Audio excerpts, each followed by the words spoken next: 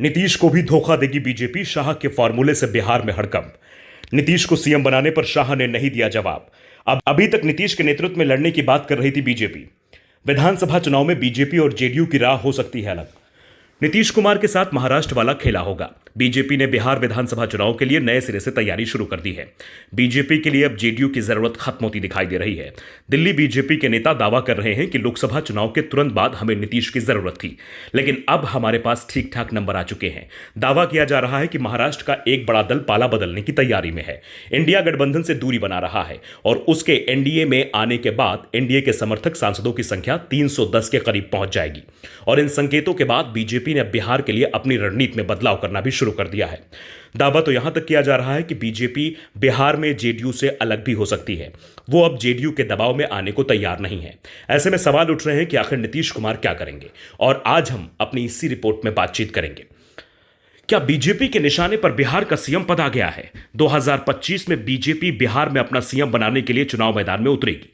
अगर यह सवाल 6 महीने पहले पूछा गया होता तो जवाब होता नहीं, क्योंकि बीजेपी का छोटे से लेकर बड़ा नेता, यहां तक कि पीएम मोदी और गृह मंत्री अमित शाह तक ये संकेत दे रहे थे कि नीतीश कुमार के नेतृत्व में ही बिहार विधानसभा का चुनाव लड़ा जाएगा। बिहार बीजेपी के दिग्गज नेता और नीतीश सरकार में डिप्टी सीएम सम्राट चौधरी तो बार बार दावा कर रहे थे कि नीतीश के नेतृत्व में एनडीए एकजुट है, उनके नेतृत्व में चुनाव लड़ेंगे और नीतीश के नेतृत्व में एक बार फिर सरकार बनाएंगे। नीतीश भी एनडीए की बिहार में लगातार बैठकें ले रहे हैं, दावा कर रहे हैं कि इस बार 225 सीटें जीतनी है। तो दूसरी तरफ जेडीयू के नेता अभी से सीट बंटवारे की तस्वीर भी साफ करवाने का दबाव बीजेपी पर डाल रहे हैं। जेडीयू नेताओं का कहना है कि लोकसभा चुनाव में जिस तरह से बिहार में बीजेपी ने जेडीयू से एक सीट ज्यादा ली थी, उसी तरह से विधानसभा चुनाव में जेडीयू को बड़े भाई की भूमिका निभानी है, क्योंकि चुनाव नीतीश के नेतृत्व में लड़ा जाना है, इसलिए जेडीयू ज्यादा सीटें लड़े।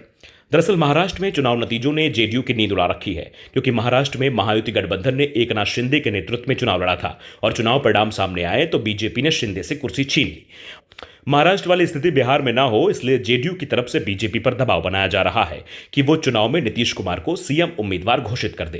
पहले तो बीजेपी नीतीश के दबाव में दिख रही थी, क्योंकि मामला केंद्र सरकार के संकट में फंसने का था, क्योंकि एनडीए के पास केंद्र में सिर्फ 293 सदस्यों का बहुमत है। अगर नीतीश कुमार की जेडीयू के 12 सांसद कम हो गए तो यह संख्या 281 रह जाती है, यानी बहुमत से सिर्फ 9 ज्यादा।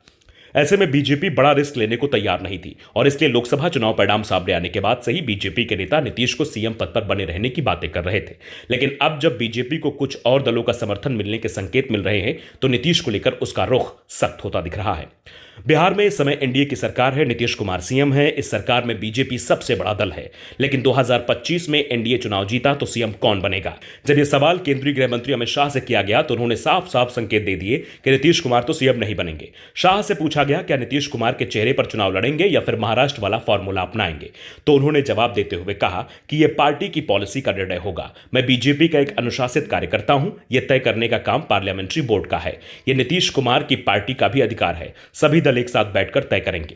यानी शाह ने साफ साफ कह दिया कि अभी तक कुछ साफ नहीं है, यानी अभी तक जो बयान बीजेपी के नेताओं की तरफ से दिए जा रहे थे वो सभी जुमले थे, उनमें कोई दम नहीं था। बता दें कि महाराष्ट्र चुनाव में जीत हासिल करने के बाद देवेंद्र फडणवीस राज्य के अगले मुख्यमंत्री बने हैं।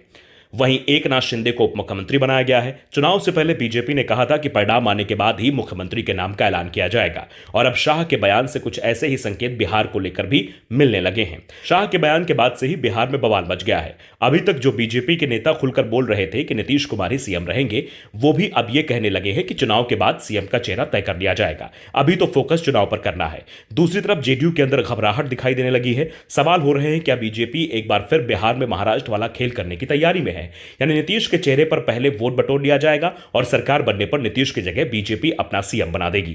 अगर ऐसा हुआ तो एक बात और साफ है कि अगले 5 सालों के अंदर जेडीयू का अस्तित्व ही समाप्त हो जाएगा, क्योंकि यह पहले से ही तय माना जा रहा है कि 2030 में जब बिहार विधानसभा चुनाव होंगे तो उस समय नीतीश कुमार करीब 80 साल के हो चुके होंगे और उनका शरीर राजनीतिक रूप से भी थक चुका होगा और वो बीजेपी या दूसरे दलों का सामना नहीं कर पाएंगे। दूसरी बात, जेडीयू में नीतीश के बाद नेतृत्व की दूसरी पंक्ति भी तैयार नहीं है। नीतीश कुमार के परिवार का दूसरा सदस्य भी राजनीति में नहीं है। ऐसे में नीतीश सक्रिय राजनीति से हटे तो फिर उनकी पार्टी का ही अस्तित्व संकट में फंस जाएगा। अब सवाल यह भी उठ रहे हैं कि शाह ने एक तरह से नीतीश को कहीं चेतावनी तो नहीं दे दी है। बीजेपी महाराष्ट्र पैटर्न पर आगे बढ़ती है तो फिर एक बात साफ है कि सीट बंटवारे का फैसला 2020 के चुनाव परिणामों को बनाया जा सकता है, और ऐसा होता है तो फिर बीजेपी नीतीश कुमार की जेडीयू को 80 से ज्यादा सीटें नहीं देगी। बची हुई 163 से ज्यादा सीटें बीजेपी अपने पास रखेगी, जिसमें से कुछ सीटें चिराग पासवान, जीतन राम मांझी और उपेंद्र कुशवाहा की पार्टी को दे सकती है। और पहली कोशिश तो यही होगी कि महाराष्ट्र की तर्ज पर चुनाव परिणाम हासिल किए जाए, यानी बिना नीतीश के ही बहुमत हासिल कर लिया जाए। और ऐसा हुआ तो यह बात जेडीयू को भी पता है कि बीजेपी फिर नीतीश कुमार को सीएम नहीं बनाएगी, बल्कि अपना सीएम बना लेगी। इसे लेकर अभी से ही जेडीयू के अंदर डर का माहौल दिखाई दे रहा है।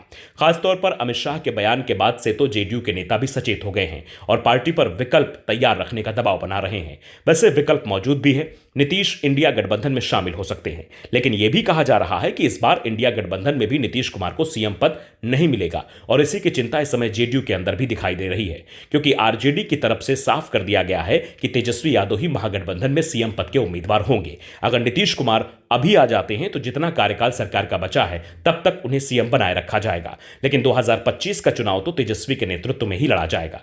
यानी एक बात तो साफ हो गई है कि आने वाला समय नीतीश कुमार के लिए बेहद मुश्किल भरा होने वाला है। Bureau report.